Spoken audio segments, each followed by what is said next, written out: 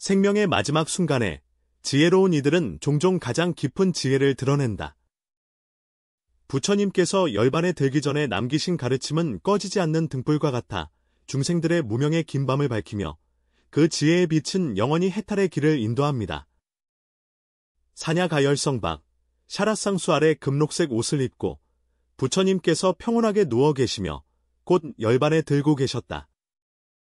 무수한 제자들이 그의 주위에 모여 있었고 슬픈 분위기가 가을 아침의 엷은 안개처럼 각자의 마음속에 퍼져 있었다. 어떤 비구는 조용히 눈물을 흘리고 어떤 이는 낮은 목소리로 경전을 독송하며 그 장면 전체가 엄숙하고 경건하여 마치 시간이 멈춘 듯하다. 가장 앞줄에 앉은 대가사 존자께서는 표정이 엄중하였다. 그는 여러 해 동안 엄격히 두 가지 극심한 고행법인 두타행을 지켜왔기에 두타의 으뜸으로 칭송받고 있다. 제처, 거처, 는 상년, 상년, 고분, 분묘, 엽이나 깊은 산속 늙은 숲속에 거주하며 구걸한 음식만을 먹고 옷도 버려진 헝겊 조각을 주워 꿰매어 만든 것뿐이다. 그의 수행은 승단에서 명명의 가시와 고행을 겪었고 곧 떠나갈 스승을 바라보며 마음속에 근본적인 의문이 일어났다. 이 문제는 또한 많은 수행자들의 마음속에 공통적으로 있는 혼란을 드러내고 있다. 석존이시여, 곧 우리 곁을 떠나시지만 부처님의 가르침은 우리가 계속 이어나가겠습니다. 나는 항상 엄격히 보리행을 수행해왔고 제자들에게도 이와 같이 수행하도록 가르쳤다. 하지만 제가 묻고 싶습니다. 진정한 수행이란 무엇인가요? 엄격한 계율 준수와 열심히 고행하는 것인가요? 아니면 더 깊은 의미가 있는 것인가요? 부처님은 천천히 두 눈을 뜨시며 가을 물처럼 맑고 끝없는 지혜와 자비로 가득 찬 눈빛을 보내셨습니다. 가정하건대 당신의 정진을 나는 항상 지켜보고 있습니다. 도타행, 투타행은 확실히 매우 좋은 수행 방법이지만 행이라는 것은 결국 행일 뿐입니다. 진정한 수행자는 외적인 행위에 치우치지 않고 네 가지 내면의 경지에 통달하는 데에 있다. 부처님의 목소리는 비록 약했지만 한 글자 한 글자가 뚜렷하여 마치 어두운 밤의 등불처럼 현장에 있는 모든 제자의 마음을 밝히셨다. 모든 사람이 마음을 가다듬어 정신을 안정시키고 대사의 마지막 가르침을 놓치지 않으려 했다. 첫 번째 경지는 평등심이다. 부처님께서 미소를 지으며 말씀하셨다. 작년에 계안거를 할 때 가난한 거지라는 이름의 구마라라는 사람을 기억하느냐? 그는 거에 아무것도 없었지만 자신이 가진 유일한 천 조각을 승단에 시주했다. 당시 부유한 상인 마하도 천금의 보석을 공양으로 가져왔다. 네, 세존이시여, 저는 두 가지 공양을 똑같이 기뻐하신 것을 기억합니다. 나는 두 가지 공양을 똑같이 기뻐하나 귀천을 가리지 않아서가 아니라 모든 현상의 본질을 보았기 때문이다. 법성의 차원에서 보자면 보석과 천조각은 다르지 않으며 모두 영기법보의 존재이다. 이러한 평등은 표면적인 동등한 대우가 아니라 만법의 공성 본질을 통달한 것이다. 부처님은 계속해서 설명하셨다. 진정으로 이것을 체득하면 모든 사람과 모든 사물에 대해 평등한 마음을 일으키어 상하, 귀천, 사랑과 미움의 분별이 더 이상 생기지 않게 된다. 이것은 현상계의 차이를 혼동하는 것이 아니라 본질의 일치를 단박에 보는 것이다. 평등심은 수행자가 표면적인 혼란을 초월하여 만법의 핵심에 곧바로 도달하게 한다. 부처님께서 잠시 멈추어 제자들이 이 심오한 진리를 소화할 시간을 주신 후 다시 말씀하셨다. 두 번째 경지는 자비심이다. 가사야, 너는 아직 아자세 왕자가 아버지를 죽이고 왕위를 찬탈한 일을 기억하느냐? 기억하라. 석존이신 아차세 왕자는 무리한 중죄 중 하나인 부친 살해죄를 지었으며 모두가 그가 반드시 무간지옥에 떨어질 것이라고 생각하였다. 그러나 그가 후회하는 마음을 가지고 나를 만나러 왔을 때 나는 그를 어떻게 대했는가? 부처님께서 평온하게 물으셨다. 세종께서는 자비롭게 그를 받아들이시고 그를 위해 법을 설하시어 그가 자신의 죄업을 참여하고 마음의 평정을 얻도록 하셨다. 부처님께서 잠시 멈추시자 가사레가 대답하였다. 부처님의 눈길은 자리에 있는 모든 제자를 훑어보았다. 진정한 자비는 단순한 표면적인 선이나 연민이 아니라 중생이 본래 가지고 있는 부처의 성품을 보는 것이다. 무거운 죄를 지은 사람이라 하더라도 내면 깊은 곳에는 부처가 될 씨앗이 있다. 자비심은 감정적인 선호나 판단이 아니라 중생의 본질에 대한 이해에서 비롯된다. 당신이 잘못을 저지른 사람을 마주할 때 만약 단지 기계적으로 계율을 인용하여 비난한다면 비록 계율을 엄격하게 지킨다 하더라도 진정한 자비심을 갖추었다고 할 수 없다. 자비심은 외적인 선악을 넘어 내면의 가능성과 성장의 여지를 바라볼 수 있다. 그것은 무절제하거나 방임하는 것이 아니라 지혜에 기반한 수용과 인도입니다. 부처님의 시선이 가섭을 향했다. 가사, 지난달 용사장자께서 도둑 행위가 너무 극단적이며 중도의 정신에 맞지 않는다고 의문을 제기하셨습니다. 당시 당신은 마음속으로 불쾌감을 느끼며 그가 수행의 고난을 이해하지 못한다고 생각했죠. 맞나요? 가야의 얼굴에 어색한 미소가 번졌다. 그렇다. 바로 존경이다. 나는 그때 정말 마음속에 불만이 있었다. 다른 견해에 직면했을 때 당신의 반응은 바로 자비심에 대한 이해가 아직 깊지 않음을 보여줍니다. 진정한 자비는 서로 다른 목소리를 포용하며 다양한 처지를 이해하고 자신의 입장에 집착하여 옳고 그름을 판단하지 않는다. 자비심은 우리가 열린 태도로 다양한 관점을 마주할 수 있게 하여 자신의 인지 경계를 끊임없이 확장하게 한다. 세 번째 경지는 공성지혜로 부처님의 목소리는 맑으면서도 확고하다. 가야야, 너는 예전에 나에게 왜 같은 질문에 때때로 다른 대답을 하는지 물었지. 내가 어떻게 대답했는지 아직 기억하니? 석종께서 말씀하시기를 법에는 정해진 법이 없으며 사람에 따라 가르침을 베푼다고 하셨다. 서로 다른 근기의 중생들을 대상으로 하여 각각의 가르침에 따라 설법한다. 바로 그렇다. 이것이 공성지혜의 구현이며 부처님의 눈빛은 깊어지고 진리는 고정된 불변의 교리가 아니라 연기에 따라 나타나는 방편이다. 진정으로 공성을 통달하게 되면 모든 법이 연기하여 본래 고정되고 불변하는 자성이 없음을 깨닫게 된다. 공성지혜는 수행자로 하여금 어떤 견해나 방법에도 집착하지 않게 하며 상황에 맞추어 융통성 있게 대응하고 인연과 자질에 따라 가르침을 베풀게 한다. 의사가 모든 환자에게 같은 처방을 내리지 않는 것처럼 수행의 지도도 각기 다른 근기에 따라 적절히 조절되어야 한다. 어떤 비구들은 모든 계율을 엄격히 지켜야만 진정한 수행이라고 생각한다. 어떤 비구들은 마음이 청정하기만 하면 외적인 형식은 중요하지 않다고 여긴다. 이 두 가지 관점 중 한쪽에 집착하면 모두 극단에 빠지게 된다.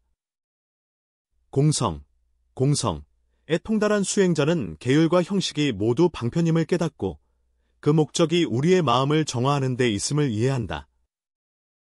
마음이 이미 청정할 때에는 형세에 집착하지 않아야 하며 마음이 아직 청정하지 않을 때에는 형세가 반드시 필요한 계단이다. 부처님은 가섭이 생각에 잠긴 표정을 보시고 그가 이 심오한 진리를 깨닫기 시작했음을 알았지만 여전히 의혹이 있음을 아셨다. 과연 가야가 물었다. 석존이시여, 만일 모든 것이 공성이라면 그러면 수행의 목표는 무엇인가요? 이것이 네 번째 경지인 보리심이며 부처님의 목소리는 힘으로 가득 차 있습니다. 보리심은 깨달음의 씨앗이자 수행의 궁극적인 목표입니다. 그것은 개인의 해탈을 위해 수행하는 것이 아니라 모든 중생을 널리 제도하기 위함이다. 가비야, 내가 보리수 아래에서 내가 성도한 경험을 기억하냐? 그때 나는 중생들이 생사윤회 속에서 고통받는 것을 보고 큰 자비심과 서원을 일으켰다. 모든 중생의 이익을 위하여 해탈을 구하는 이 마음이 바로 보리심이다. 그것은 수행의 동력이자 수행의 목표이기도 하다. 보리심을 가진 수행자는 개인의 성취에 집착하지 않으며 자신의 수행 경지에 빠지지 않고 중생의 고통에 시선을 돌린다. 그는 깨달았다. 진정한 해탈은 세상을 떠나 외롭게 사는 것이 아니며 세속을 멀리하는 것도 아니다. 그것은 세속 속에서 때 묻지 않고 다른 일을 돕는 과정에서 자신을 초월하는 것이다. 부처님께서 자비롭게 가섭을 바라보셨다. 가야여, 너의 도타행은 매우 정진하고 있지만 만약 오직 개인의 해탈만을 위해서라면 수행의 진리를 놓칠 것이다. 진정한 수행자는 항상 중생의 고통을 마음에 새기며 이타심을 근본으로 삼는다. 세존이시여, 이 네 가지 경계인 평등심, 자비심, 공성지혜, 보리심에는 선후 차례가 있습니까? 우리는 어떻게 수행해야 합니까? 가섭은 두 손을 모아 합장하며 공손히 물었다. 이 네 가지 경계는 서로 의존하며 인과관계가 있다. 부처님의 가르침은 마치 단비처럼 모든 이의 마음을 적신다.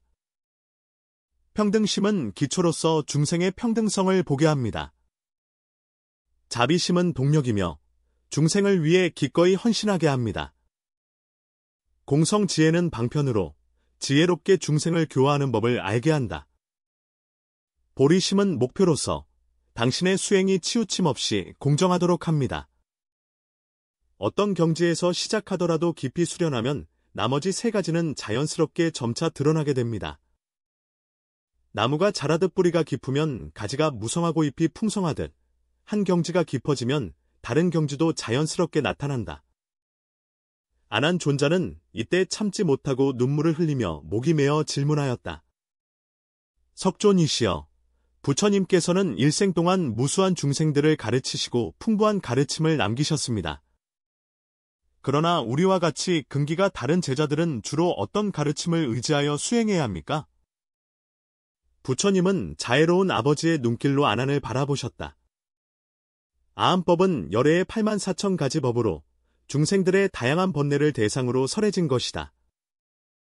근기가 뛰어난 사람은 직접 공성을 체득할 수 있지만 근기가 둔한 사람은 여러 가지 방편을 필요로 한다. 그러나 어떻게 하든 형태에 집착해서는 안 된다. 마치 강을 건널 때 배가 필요하지만 건너편에 도착하면 배를 버리고 육지에 올라야 하며 배를 등에 지고 계속 가면 안 되는 것과 같다. 수행의 방법은 마치 달을 가리키는 손가락과 같고 진리는 달과 같다. 똑똑한 사람은 달을 가리키는 손가락을 보면서 손가락 자체에 집착하지 않고 달을 보아야 한다는 것을 이해한다.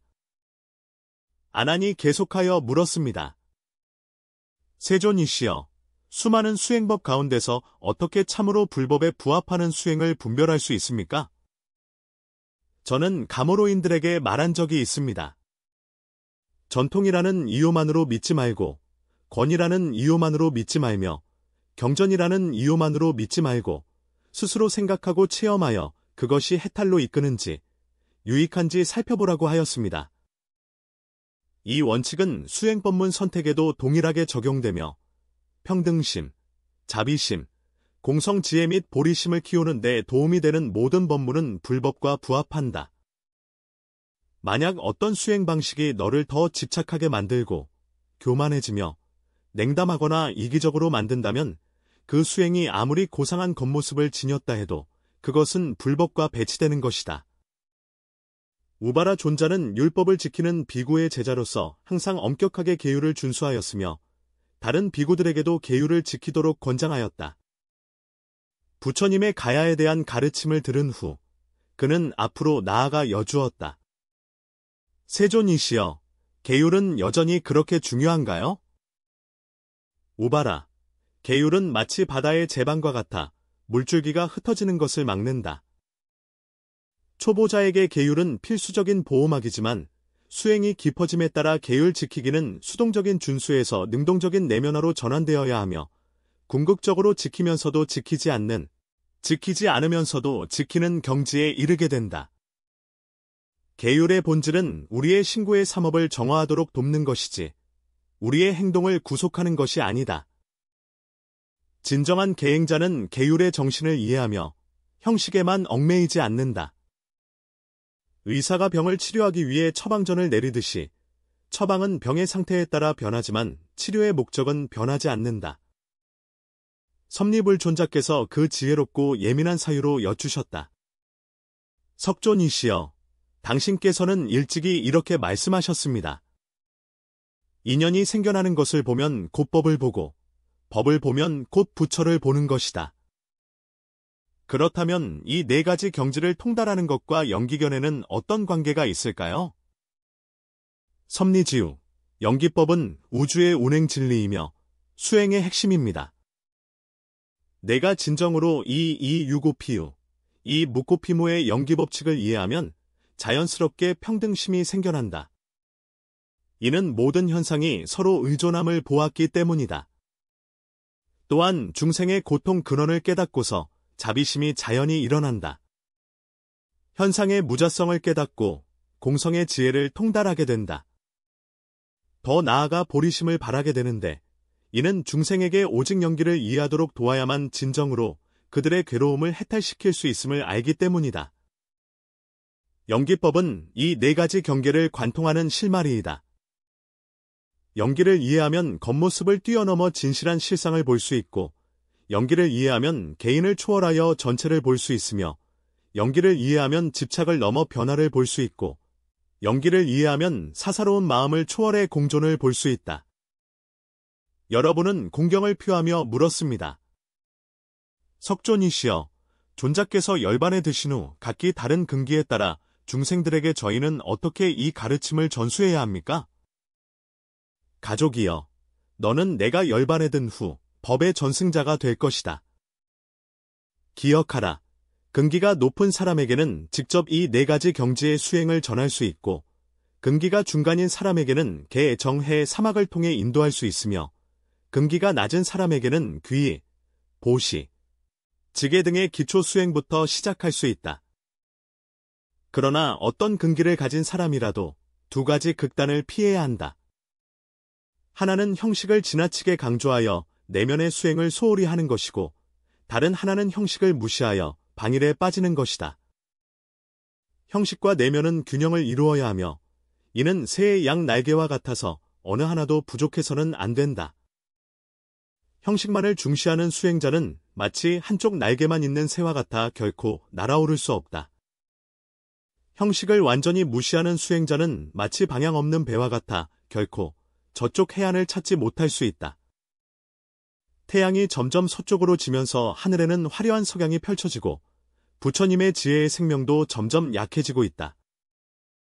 그러나 그의 눈빛은 여전히 맑았고 그는 주변의 제자들을 바라보며 임종전의 중요한 가르침을 전했다.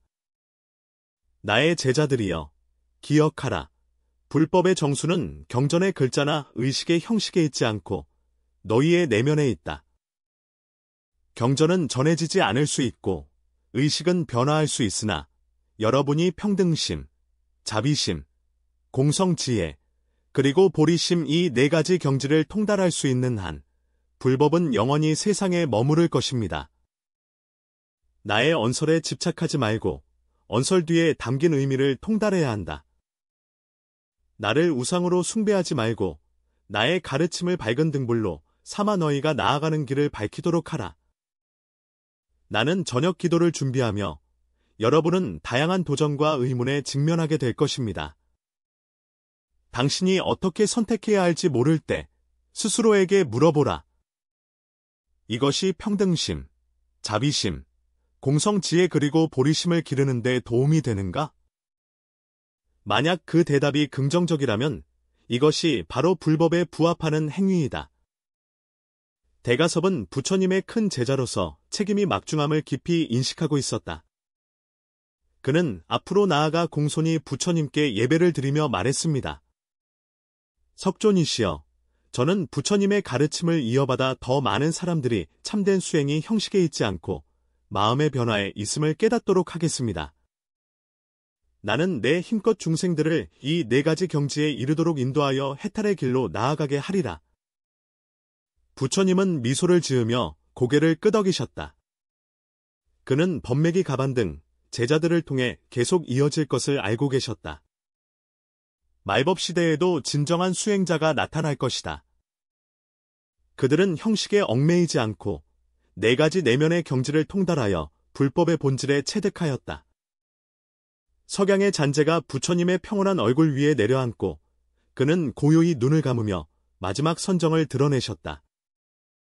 자리에 있는 제자들의 마음에는 더 이상 슬픔만 있는 것이 아니라 부처님의 가르침에 대한 감사와 미래의 법을 널리 펴겠다는 결심으로 가득 차 있었다.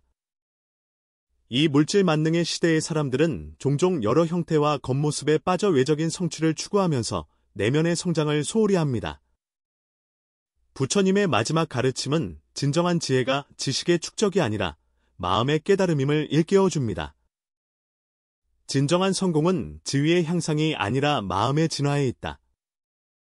진정한 수행은 형식의 완벽함이 아니라 경지의 통달에 있다. 종교 수행자이든 일반인이든 부처님의 이 네 가지 경지는 우리에게 내면 성장의 길을 제시한다. 평등한 마음으로 만물을 바라보고 자비로운 마음으로 타인을 대하며 공성의 지혜로 세상을 이해하고 보리심으로 성장을 추구하는 것이다. 이것은 단순한 수행의 지침이 아니라 삶의 지혜이기도 합니다. 우리가 형태를 초월하여 내면에 통달할 때 우리는 복잡한 현대 사회 속에서도 청정함과 평정을 유지하며 진정한 안녕과 행복을 찾을 수 있습니다. 부처님의 가르침은 2000년이 넘는 세월과 공간을 초월하여 여전히 어둠 속의 등불처럼 우리 앞길을 밝히고 있습니다.